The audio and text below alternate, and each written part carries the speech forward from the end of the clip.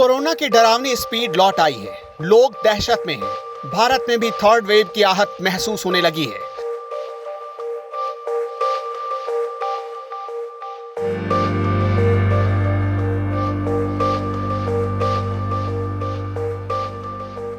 Super power America corona के cases के मामले में फिर से वर्ल्ड चैंपियन बन रहा है। पिछले 24 घंटे में अमेरिका में 1 लाख मामले सामने आए हैं। 8 महीने में अमेरिका में एक दिन के भीतर आए ये सबसे ज्यादा मामले हैं। अमेरिका में चौथी लहर आ चुकी है। एक दिन में 2-2 हजार से ज्यादा बच्चे संक्रमित हो रहे हैं।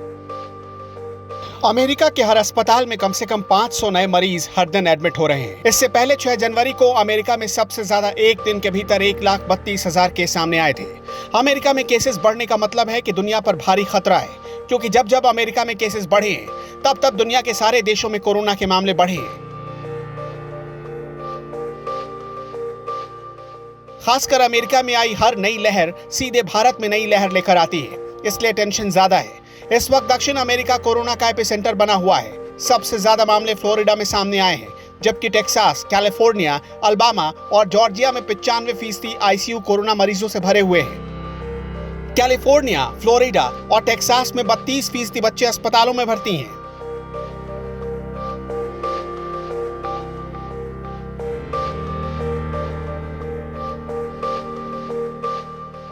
मैक्सिको में 24 घंटे में 835 लोगों की जान गई है।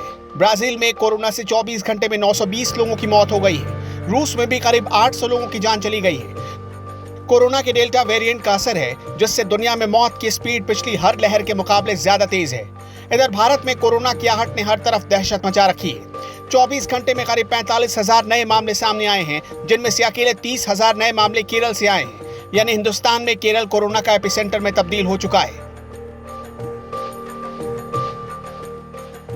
भारत में दोनों लहर की शुरुआत, संक्रमण की शुरुआत का सेंटर भी केरल ही रहा। तो क्या भारत में तीसरे लहर की शुरुआत हो चुकी है और क्या नीति आयोग की भविष्यवाणी सच साबित होने वाली है? दरअसल नीति आयोग ने पहले ही आगाह कर दिया है कि भारत में अक्टूबर में कोरोना की तीसरी लहर पीक पर होगी। उस वक्त रोजाना कोरोना के मामले 1.5 लाख के करीब पहुंच सकते हैं। देश में केरल ही वो सूबा है जहां कोरोना के मामले तेजी से बढ़े। इसके साथ साथ केरल ने तेजी से मामलों पर कंट्रोल भी किया।